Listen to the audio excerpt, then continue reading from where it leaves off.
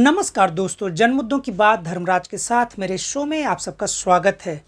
आज की रात बहुत सारे नेताओं के लिए हरियाणा चुनाव में जिन लोगों ने हिस्सा लिया बहुत भारी गुजर रही होगी। कल सुबह से हरियाणा में किसकी सरकार बनेगी उसका रुझान आने लगेगा। साफ साफ करीब 1-2 बजे 3 बजे स्पष्ट हो जाएगा कि हरियाणा में किसकी सरकार बनेगी। हरियाणा चुनाव को लेकर हरियाणा और जम्मू कश्मीर 2 जगह चुनाव हुए हैं और यह चुनाव बहुत ही महत्वपूर्ण था और महत्वपूर्ण होने के बावजूद मुख्यधारा की मीडिया में कहीं ना कहीं इन चुनावों पर इतनी अधिक चर्चा नहीं हो रही है जितनी लोगों को अनुमान था। ऐसा इसलिए भी हो रहा है क्योंकि हाल ही में लोकसभा चुनाव परिणाम में बहुत सारे लोगों ने हिस्सा लिया, मुख्यधारा के सभी मीडिया हाउसेज ने हिस्सा लिया और उनके सारे अनुमान जो सत्ताधारी अनुमान थे धराशायी हो गए। बहरहाल मैं हरियाणा चुनाव पर आपसे अभी बात करूंगा और मैं हरियाणा चुनाव को लेकर जो आपसे बात करूंगा वह 3 मुद्दों को केंद्र में रखकर है। पहला है पोल सर्वे क्या कहती है। पोल सर्वे कहती है कि कांग्रेस जीतता हुआ दिख रहा है। अभी तक जितने भी मुख्यधारा की मीडिया ने अपने अपने पोल सर्वे दिए हैं, पोल रिजल्ट दिए हैं, जितने भी जो एक्सिस सर्वे है, पोल इंडिया सर्वे है, बहुत सारे ऐसे तमाम सर्वे हैं जिनके अनुसार बहुत सारे लोगों ने बराबर की टक्कर दिखाई है। अधिकतर ने कांग्रेस की प्रचंड बहुमत से सरकार बनते हुए दिखाई है। पोल सर्वे के अनुसार जो अभी तक पेपर में छप रहा है, बल्कि द हिंदू ने तो फ्रंट पेज पर पोल सर्वे को जगह दे दिया और यहाँ तक रुझान को भी स्पष्ट कर दिया। बहुत सारे पोल सर्वे में हरियाणा के कांग्रेस को 58 से 60 सीटों तक मिलता हुआ दिखाया जा रहा है। 90 सीट वाली विधानसभा के चुनाव में 60 सीट कांग्रेस को जीतता हुआ दिखाया जा रहा है।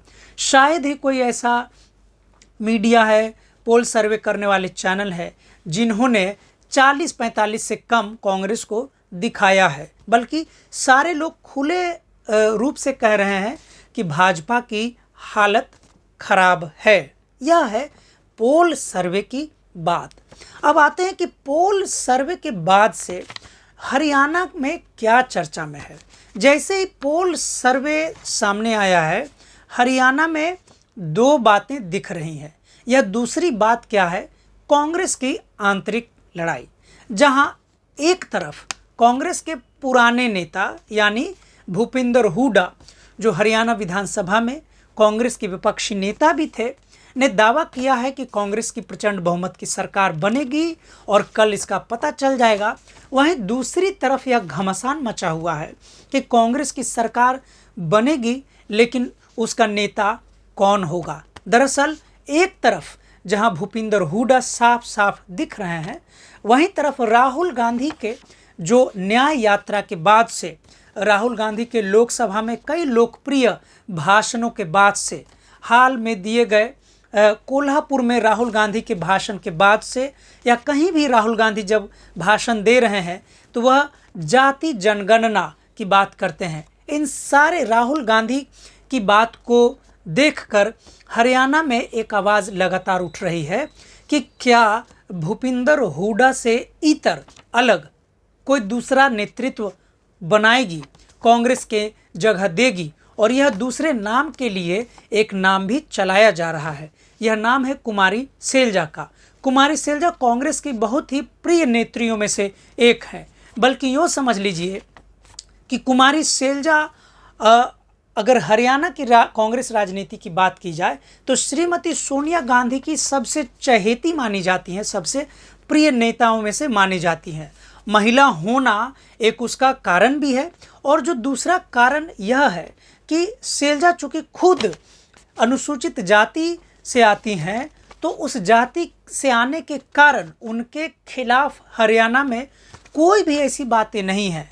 वह कांग्रेस में सीधे सीधे हरियाणा में नेतृत्व का चेहरा भी नहीं रही हैं, जिसके कारण उनके खिलाफ कोई भी प्रदेश में माहौल नहीं है, उनकी छवि बिल्कुल अच्छी है। वहीं दूसरी तरफ अगर हम भूपिंदर हुड्डा की बात करें तो भूपिंदर हुड्डा की सरकार के अनुभव को साझा करते हुए बहुत सारे जो सिविल सोसाइटी के लोग हैं, जो पत्रकार हैं, जो पुराने लोग हैं, पुराने कार्यकर्ता रहे हैं, ह्यूमन राइट्स मानवाधिकार कार्यकर्ता रहे हैं, उनका साफ मानना रहा है कि भूपिंदर हुड्डा बतौर कांग्रेस मुख्यमंत्री बहुत ही कामयाब मुख्यमंत्री नहीं माने जा सकते हैं, क्योंकि उनके कार्यकाल को जब याद किया जाता है तो बहुत सारे अत्याचार के मामले, यानी कि वंचितों पर, यानी कि दलितों पर अत्याचार के मामले याद आते हैं। सबसे जो आलोचनात्मक पक्ष यह है भूपिंदर हुड्डा सरकार की रही है कि जब दलित अत्याचार की बात आती है तो दलितों ने जब भी हुड्डा सरकार से, यानी कांग्रेस सरकार से सुरक्षा की गुहार लगाई, तो जितनी तत्परता से हुड्डा सरकार को अपने प्रदेश के वंचितों के साथ या वंचितों की सुरक्षा के लिए प्रशासनात्मक कार्रवाई करनी थी, उसमें वे काफ़ी पीछे रहे। बल्कि भूपिंदर हुड्डा की सरकार के कारण भाजपा के नेता और खुद प्रधानमंत्री नरेंद्र मोदी घूम घूम कर ऐसी भाषा में प्रचार करते हैं जिसका सीधा संदेश यह होता है कि हरियाणा में कोई भी मुख्यमंत्री और या नेतृत्व चलेगा बशर्ते कि वह जाट समुदाय से न हो। इसका साफ संकेत और सबूत आप इसमें भी देख सकते हैं कि जब प्रचंड बहुमत से भाजपा की सरकार हरियाणा में बननी थी तो भाजपा ने किसी ऐसे व्यक्ति को, यानी मनोहर लाल खट्टर को मुख्यमंत्री बनाया जिसमें भूपिंदर हुड्डा सरकार जैसी कोई भी छवि, कोई भी स्मृति बाकी न रहे। बल्कि जब मनोहर लाल खट्टर के खिलाफ वहाँ हरियाणा में माहौल हो गया तो दूसरा जो मुख्यमंत्री भाजपा ने बनाया वो नायब सिंह सैनी को बनाया, जो खुद वहाँ वंचित समाज से आते हैं। माली समाज के नायब सिंह सैनी की छवि एक प्रकार से भाजपा में ऐसी है कि वे सीधे साधे मुख्यमंत्री के रूप में, जो भाजपा की राजनीति है और जो राजनीति में अपेक्षा की जाती है कि जो आला कमान का प्रिय हो, नायब सिंह सैनी आला कमान के प्रिय नेताओं में से भी एक रहे हैं। और जो सबसे महत्वपूर्ण बात है कि जहां हरियाणा में भूपिंदर हुड्डा एक तरफ उम्मीद लगाए पड़े हैं कि उनके नेतृत्व में हरियाणा की कल सरकार बनेगी, वहीं दूसरी तरफ हरियाणा में कांग्रेस के भीतर ही आंतरिक लड़ाई हो रही है, साफ साफ दिख रहा है। और कांग्रेस दो गुट में बट चुका है। यह दो गुट है, भूपिंदर हुड्डा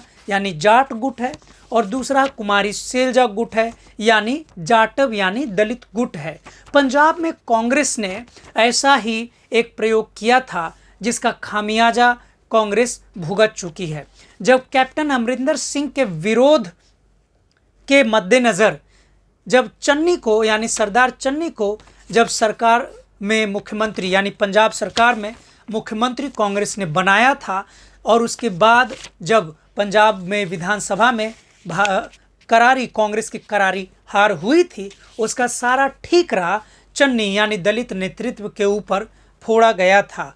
इसके बाद से हरियाणा में यह दबी जुबान बात हो रही है कि क्या कुमारी सैलजा को शुरू से ही सरकार में यानी मुख्यमंत्री का पद देकर कांग्रेस के जो शीर्ष नेतृत्व है, यानी कांग्रेस के नेता के रूप में और लोकसभा के विपक्षी नेता के रूप में, लीडर ऑफ ओपोजिशन के रूप में जो राहुल गांधी के वादे हैं न्याय करने को लेकर, क्या राहुल गांधी और जो कांग्रेस के अध्यक्ष मल्लिकार्जुन खड़गे हैं, जो घूम घूम कर पूरे भारत में SC ST OBC समाज को कांग्रेस से जुड़ने का आह्वान कर रहे हैं कि आप जुड़िए, कांग्रेस वंचितों का ख्याल रखती आई है और रखेगी। क्या कुमारी सैलजा को अगर कांग्रेस को प्रचंड बहुमत कल यानी 8 अक्टूबर को मिलती है, क्या मुख्यमंत्री कांग्रेस बनाएगी? ऐसा लगता है। अभी तक के अनुभव के हिसाब से, कांग्रेस के अनुभव के हिसाब से अगर पंजाब की हालत देखें तो ऐसा कहा जा सकता है, 5% कहा जा सकता है कि बनाया जा सकता है। लेकिन पंजाब में जब दलित मुख्यमंत्री कांग्रेस ने बनाया था, उसकी एक बड़ी आलोचना यह हुई थी कि जब सरकार ऐसे भी हारनी थी तब दलित को मुख्यमंत्री बनाकर हार का ठीकरा एक दलित मुख्यमंत्री के सर पर फोड़ दिया गया, क्योंकि अगर कांग्रेस को सही में दलित मुख्यमंत्री देना था तो सरकार बनने के बाद यानी शुरू से देना चाहिए था। क्या हरियाणा में कांग्रेस हुड्डा यानी भूपिंदर हुड्डा या दबी जुबान से जो उनके लड़के दीपिंदर हुड्डा को मुख्यमंत्री बनाए जाने की बात भी किसी खेमे में हो रही है, क्या उसका हल निकाल पाएगी?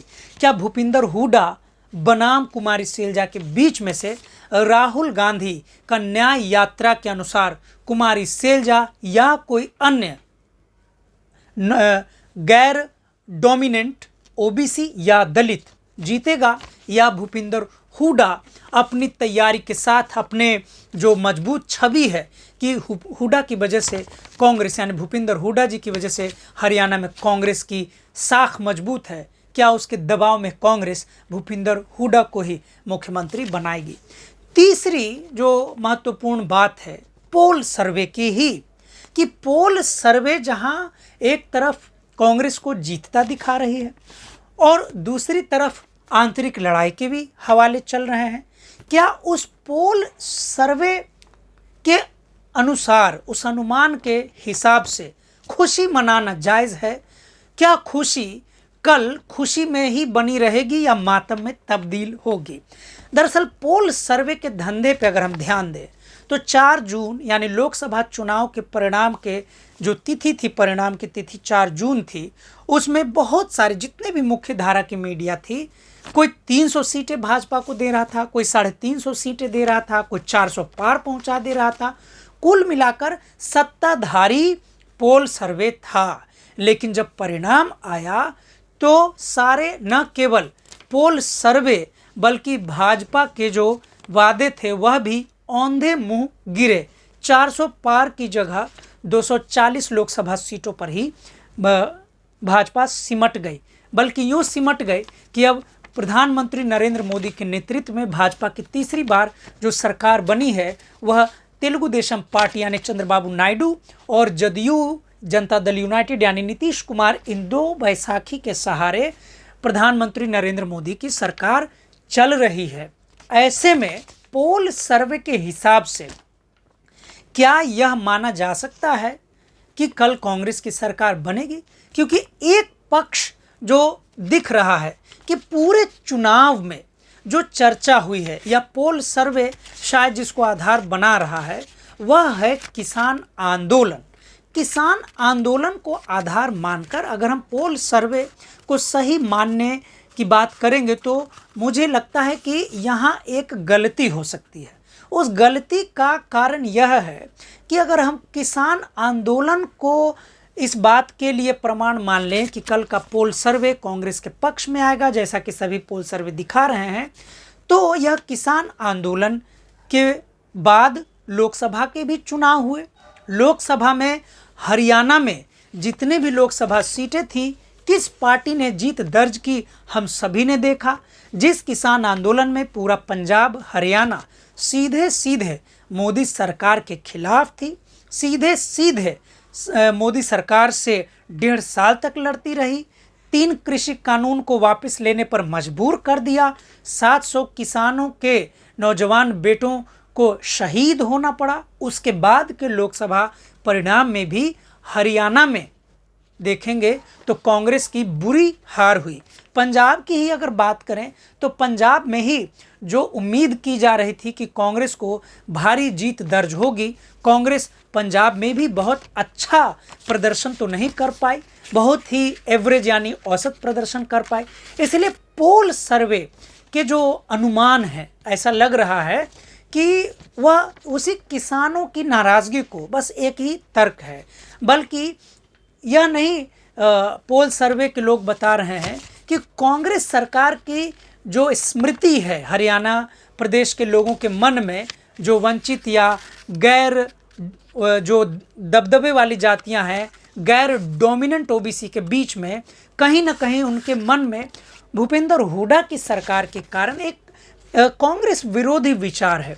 अगर ऐसा नहीं होती तो नायब सिंह सैनी जैसे माली समाज के नेता को भाजपा मुख्यमंत्री क्यों बनाती? आखिर भाजपा के पास भी तो कोई फीडबैक होगा, भाजपा के पास भी कोई तरीका होगा और राजनीति में पक्ष विपक्ष जहां तय करना बहुत ज़रूरी है, ऐसे में कांग्रेस, हरियाणा में कांग्रेस मतलब जाट पार्टी और गैर जाट पार्टी यानी हरियाणा में भाजपा, यह अंतर साफ साफ दिख रहा है। भूपिंदर हुड्डा जिस आत्मविश्वास के साथ दावे कर रहे हैं कि कल कांग्रेस के नेतृत्व में सरकार बनेगी, उससे साफ पता चलता है कि भूपिंदर हुड्डा कहीं ना कहीं इस बात को लेकर आश्वस्त हैं कि कल कांग्रेस, जैसा कि पोल सर्वे कह रहे, जीतेगी और वे ही मुख्यमंत्री बनेंगे। जबकि दूसरी तरफ कुमारी सैलजा के समर्थकों का कहना है कि इस बार चूंकि राहुल गांधी भी SC ST OBC को न्याय देने की बात कर रहे हैं, तो एक नंबर पे कुमारी सैलजा का नाम उनके समर्थक ला रहे हैं कि उन्हें मुख्यमंत्री बनाया जाए। हालांकि OBC यानी कि जो EBC जिसे हम कह सकते हैं, अति पिछड़ी जाति, जिसमें खुद नायब सिंह सैनी आते हैं, कांग्रेस को भाजपा की राजनीति को चुनौती देने के लिए क्या उसी समाज या ऐसे ही किसी पिछड़े समाज से कोई नेता देने की मजबूरी होगी? क्या इस मजबूरी को राहुल गांधी अपनी न्याय यात्रा से जोड़ पाएंगे? ये तीनों मुद्दे बहुत ज़रूरी हैं। इन तीनों मुद्दों को समझने में जो सबसे अंतिम फैक्टर है, निष्कर्ष का फैक्टर है, वह है पोल सर्वे। कि पोल सर्वे पर ही सारी चर्चा टिकी हुई है। लेकिन पोल सर्वे की जहाँ तक बात आती है, पोल सर्वे पर चुटकी लेते हुए जम्मू कश्मीर में नेशनल कॉन्फ्रेंस यानी NC के प्रमुख नेता उमर अब्दुल्ला ने साफ कहा है कि पोल सर्वे लोगों के मन बहलाने के लिए होता है, एंटरटेनमेंट के लिए होता है। अंतिम परिणाम तो 8 अक्टूबर को ही पता चलेगा। यानी कि कल 8 अक्टूबर, कल सुबह से परिणाम आने, रुझान आने शुरू हो जाएंगे। आज की रात सभी कांग्रेस के लिए, भाजपा के लिए, आम आदमी पार्टी के लिए बहुत ही मुश्किल है, भारी है। और इतना तो स्पष्ट है कि जब कांग्रेस अपने को मजबूत मान रही है, दावा कर रही है कि जनता में कांग्रेस के प्रति लोगों के मन में विश्वास बढ़ा है, ऐसे में लोकसभा चुनाव में इतनी बड़ी हार के बाद प्रधानमंत्री नरेंद्र मोदी या भाजपा किसी भी चुनाव को आसान समझेगी, हल्के में लेगी, ऐसा बिल्कुल नहीं है। हरियाणा प्रदेश में जो चुनाव हुआ है, हरियाणा विधानसभा के जो चुनाव हुए हैं, वो कहीं ना कहीं पूरी तरीके से मीडिया के हिसाब से जाट पर ही केंद्रित रहा। गैर जाट वोटर्स ने कहाँ वोट दिया, कल इसका पिटारा खुलेगा। इसी के साथ मैं अपनी बात समाप्त करता हूँ। देखते हैं कि कल किसकी सरकार बनती है। अगर आपको मेरा चैनल दैनिक अम्बेडकर अच्छा लगता है तो आप इसे सब्सक्राइब करें, लाइक करें, शेयर करें। हम आपसे फिर मिलेंगे किसी अगले मुद्दे पर। तब तक के लिए शुक्रिया, धन्यवाद।